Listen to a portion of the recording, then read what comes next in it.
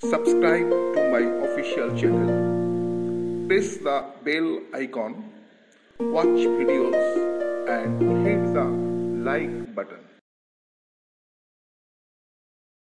Hello student, welcome to anthropology.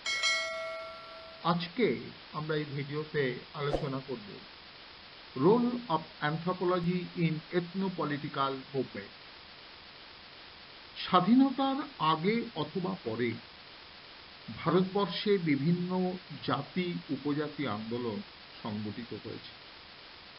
এই আন্দোলনের ভিত্তি অনেক ক্ষেত্রেই আর্থসামাজিক রাজনৈতিক থেকে ঐতিহ্য রক্ষা এবং শোষণ, ভূমিহীনতা, দরিদ্রতাও কখনো কখনো প্রকট হয়ে উঠেছে, বিশেষ করে উপজাতি গোষ্ঠীর ক্ষেত্রে। সমাজ সাংস্কৃতিক পর্যবেক্ষক হিসাবে স্বাভাবিকভাবেই নৃতত্ত্ব বা নৃতাত্ত্বিকদের ভূমিকা আবশ্যিক হয়ে ওঠে। এই প্রসঙ্গেই আজ আলোচনা করছি role of anthropology in ethno political movement. সমাজ, রাজনীতি, আন্তর্জাতিক সম্পর্কের উপর জাতি রাজনৈতিক আন্দোলনের প্রভাব বিষয়ক গবেষণা নৃতত্ত্বের অন্তর্ভুক্ত। নৃতাত্ত্বিকরা এটাও পর্যালোচনা করেন যে উক্ত আন্দোলন জাতীয় ক্ষেত্রে কি আকার ধারণ করে, রাজনৈতিক এজেন্ডাকে কতটা প্রভাবিত করে এবং দ্বন্দ্বের সমাধানে কতটা অবদান রাখে। এই বিষয়গুলো অ্যানথ্রোপোলজির একটি বিশেষ শাখা, যার নাম পলিটিক্যাল অ্যানথ্রোপোলজি, তারা এই বিষয়ে পর্যবেক্ষণ, পর্যালোচনা, সমীক্ষা করে থাকে। আসলে পলিটিক্যাল অ্যানথ্রোপোলজি হলো ঐতিহাসিক, সামাজিক এবং সাংস্কৃতিক পরিস্থিতিতে রাজনৈতিক প্রেক্ষাপটের তুলনামূলক আলোচনা। প্রাসঙ্গিকভাবেই নৃতাত্ত্বিকরা এ বিষয়ে বিশেষ অবদান রেখে থাকেন এবং তারা গবেষণা সমীক্ষায় ব্যাপৃত থাকে।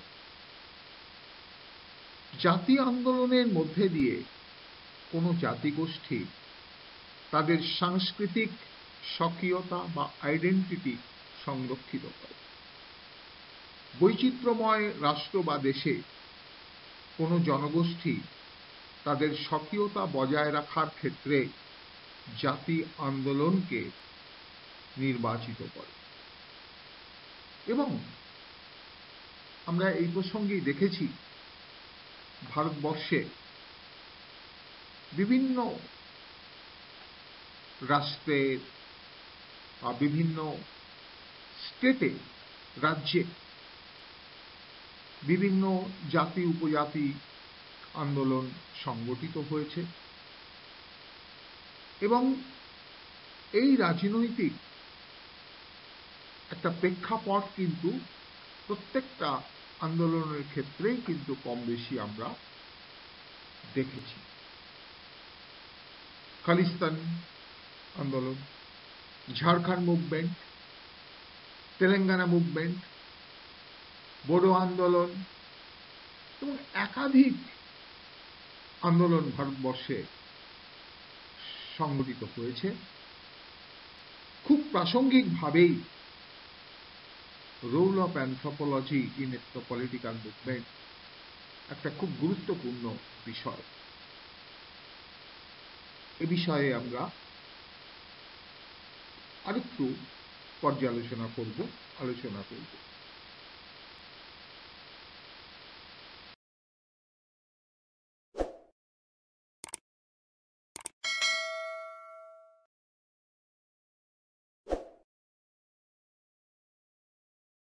জাতি উপজাতি আন্দোলনে নানা ধরনের ফ্যাক্টর বা নির্দেশক কার্যকরী হয়ে ওঠে।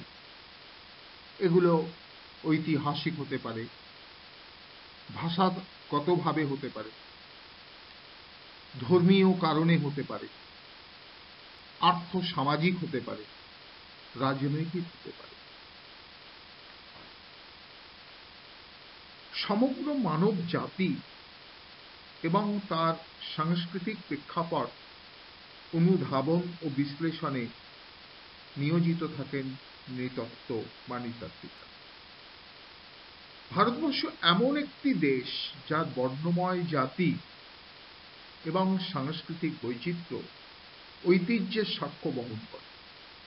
তাই স্বাভাবিকভাবেই ভারতীয় সমাজ সাংস্কৃতিক প্রেক্ষাপট পর্যবেক্ষণ ও বিচার বিশ্লেষণ নৃতাত্ত্বিক চর্চার একটি বিশিষ্ট ক্ষেত্র। এদেশের প্রতিটি রাজ্যের আর্থসামাজিক ভিত্তি অথবা রূপ একরকম না, এবং সংশ্লিষ্ট বিষয়ের গতি প্রকৃতি কিংবা সুবিধা অসুবিধাও ভিন্ন। ফলে সমস্যা সমাধানের সূত্রও ভিন্ন। নৃতাত্ত্বিকরাই সঠিক বিশেষজ্ঞ, যারা সমাজ সাংস্কৃতিক সমস্যার উৎস ও গতি প্রকৃতি নির্ধারণ করে সমাধানের পথ দেখান। জাতিতত্ত্বের প্রাগৈতিহাসিক এবং ঐতিহাসিক পটভূমিতে আর্থসামাজিক ও রাজনৈতিক সমস্যা সমাধানের আকর হতে পারে নৃতাত্ত্বিক ব্যাখ্যা। যেমন কোনো বিশেষ জনগোষ্ঠী যদি কোনো বিশেষ অঞ্চলকে নিজেদের এলাকা বা পৃথক অঞ্চল হিসাবে দাবি করে আন্দোলনে সামিল হয়, সেক্ষেত্রে নৃতাত্ত্বিকদের ভূমিকা খুবই তাৎপর্যপূর্ণ। নৃতাত্ত্বিকদের প্রাথমিক কাজ প্রাগৈতিহাসিক এবং ঐতিহাসিক প্রেক্ষাপটে সংশ্লিষ্ট জাতিগোষ্ঠীর জাতিতাত্ত্বিক উৎস ও বিস্তৃতির মাধ্যমে নৃতাত্ত্বিক পর্যালোচনা করে তাদের দাবির যৌক্তিকতা বিচার করা। নৃতাত্ত্বিকদের অন্যতম দৃষ্টিভঙ্গি সমাজ রাষ্ট্রকে এক সূত্রে বেঁধে রাখা, বিচ্ছিন্ন করার নয়, আর তারা সেটা করেন নৃতত্ত্বের তত্ত্ব ও তথ্যের বিচার বিশ্লেষণের মাধ্যমে। Role of anthropology in ethno political movement আলোচনা এখানেই শেষ করছি। বিষয়টি WBCS বা IAS যে কোনো পরীক্ষার ক্ষেত্রেই কিন্তু অত্যন্ত গুরুত্বপূর্ণ এবং তাৎপর্যপূর্ণ। ফলে এরকম আরো একাধিক ভিডিও আসবে। আশা করি তোমরা পাশে থাকবে। এখনো যারা চ্যানেলটি সাবস্ক্রাইব করোনি, করে ফেলো এবং লাইক এবং শেয়ার করে চ্যানেলটিকে এবং আমার পরিশ্রমকে যথাযথভাবে সার্থক হয় সেই প্রচেষ্টার জন্য আগ্রহী। ধন্যবাদ।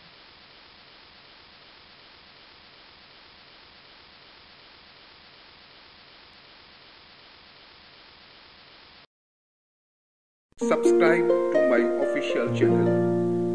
Press the bell icon, watch videos and hit the like button.